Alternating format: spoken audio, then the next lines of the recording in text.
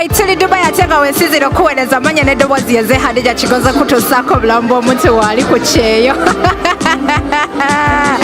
Gwe kiri wane n'okimanya atenga olwaleero ndina omwana omuwala ono kiki kino eno pate break up pate kiki sente nga nnyingi nnyo. Party baby, yeah. Okay, banaye gwena ndabira ku YouTube bw'oba ndaba omulundi gw'ogusooka amanya gange nze Hadija Kigoza okutuusaako obulamu bw'omuntu waali ku kyeyo. So oba oli eyo beera ng'onyiga akagambako ka subscribe kokka okubeera ng'ojoyiningirawo show ate oba oli ku Facebook oba ku Instagram beera ng'olikinga page ofollowinge okubeera ng'ojoyininga show. Nina omugenyi wane eno naye byansuseeko dda. Tuli wa mpozi eno hotel bagiyita batya? Eno bagiyita Beach Walk Hotel in Jumeirah 3. Yeah. We are having fun. We enjoy it. It's my birthday and you know, it's massive. It's massive. It's amazing. Omukyala no waluzungu nnyo ate nga yeetaddemu ssente saagala nzikunnyonnyole. Bagambe ne ssente kibakkaatirize bakitegeere. Mukyala ssente zino zivaawo? Nkola ndi mukyala mukozi baby. I'm a barrister. Nkolera Jumeirah. Oyina ku ssente ddala kituufu ssente oyina okuzassa. Bw'oba nazo zeteekamu tolinda bakuteekemu. Bana yonoonyirira. Okisanga Dubai bananga tuliko HK Media amanya n'eddoboozi yeze Hadija Kigoza kutuusaako obulamu bw'omuntu waali ku kyeyo. Okay, kati amanya n'eddoboozi gwa? Amanya n'eddoboozi nze Judith in Kenya from Uganda. And you know, yeah.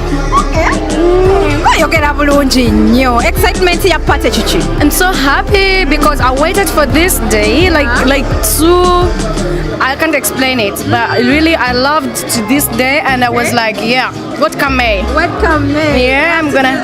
You understand? Okay, so how old are you? I cannot say that, baby, because I am still a baby. I'm making 18 today, so you see the glow. Okay, bananga tuli Dubai wensizira okuweereza bano bonna abaana abawala obasanga wano Dubai nga muli bangi nnyo. Banange bwe tulaba abawala mu gurupu Dubai wano okimanyi kye tuba tulowooza.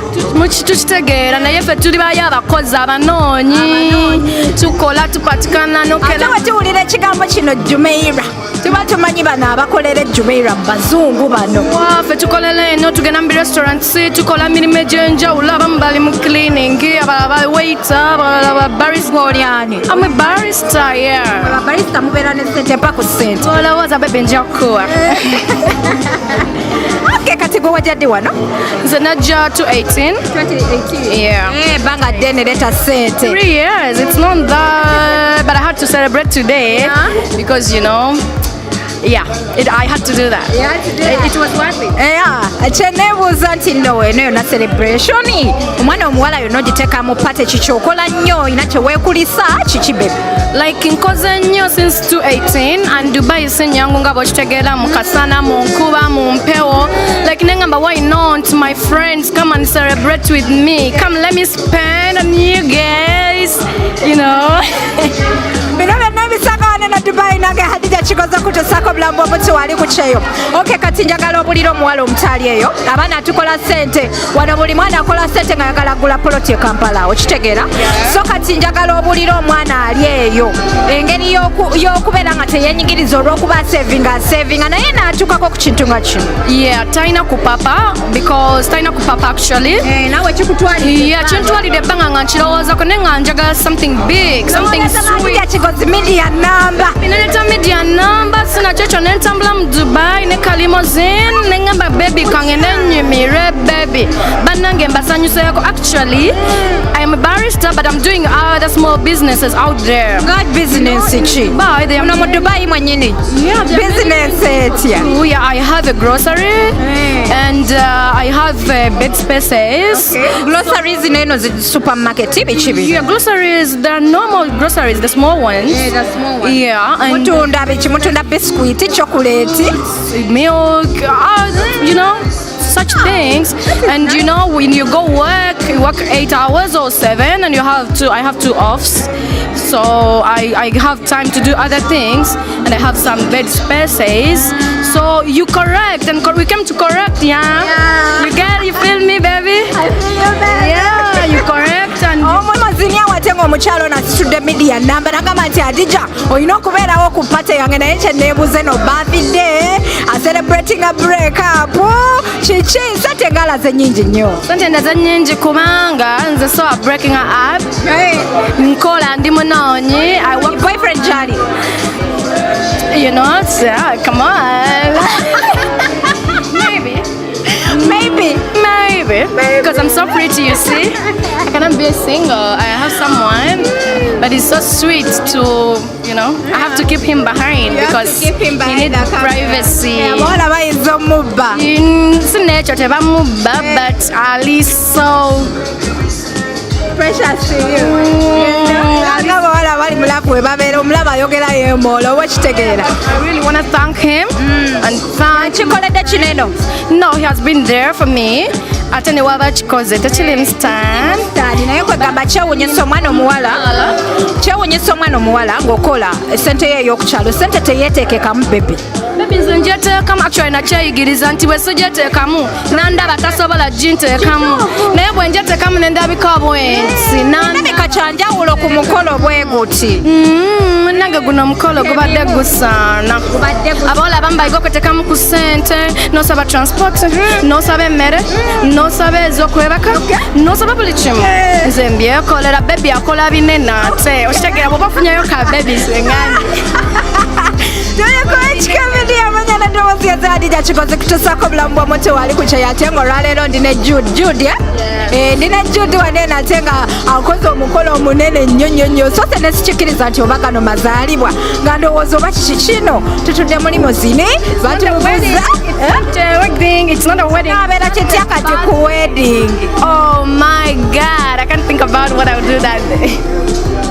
Bano abantu batengo basangane no Dubai ngenda kubeera nkutwalamu ku mukolo gw'omwana omuwala ono ate tulaba abantu ab'enjawulo abali wano ku mukolo Abannayuganda bangi nnyo asitudde abawanvu n'abampi ekimere. They're all my friends. I'm so blessed that I have friends around me. Wow. They love me. They can live anything to kati ba friends baneno ba contributing bati abona go bataddemu oba nabo basoona. Nga bamanyere mikwano era gye giba gitaddemu kubanga oba tebataddemu mu ngeri endala bataddemu omukwano bataddemu their time. You know, you cannot have such a party without friends. Okay. They must be there to celebrate. So kati nga tetunaba kutwalako bantu mu party ekintu kino kimazemu omulimu guno gumazeko bbanga ki wawajja wafunirawo najja nanonyayo omwezi gumu then nenfuna after my 1 month netandika okola nenfuna visa nenkola notandika okola guno gwennyini omulimu era gwatandikirako era gwoli as a waitress actually but they trained me to be a barrister and then I'm a barrister. Nice. Yeah. Okay. So kati nga tetunava wano njagala oweeyo omuwala omutakalowoozo abaana abawala naddala bali e Uganda abeegomba okujja wano kati abaana abawala beegomba nnyo ebintu nga bino by'oli kwambala obuntu bunene naye bebi ng'okunama nnyo olwankunamye hane sikunamye naawe laba akantu kawanvu anti baby omubiri ng'oguyisa bweru kasa it's a party I don't need a buyer I don't need a gomas it's my birthday party actually. Okay, so kosulireyo omwana omuwala akagambo kati okubagamba bino byonna tubikola out there on a party out there after your duty but you should get a job. Wow. Work and get something like fix something. Wow. Okay, get something after grabbing something look good. Wow. Take a good care of yourself because if you're a girl you must take a good care of yourself. Tell them, baby. To be looking like, you know, like that. Yeah, look like that. People will respect you first of all, and when you look for a job, you will get it because you're looking good. And you know, when you're strong and hardworking, actually, hardworking pays. It has paid me. I'm doing 3 different jobs. Like I have groceries, I have bed spaces, and I have a job. Like I have a barista job. So you should be hardworking. Yeah, if it's time to go for the party, go for the party.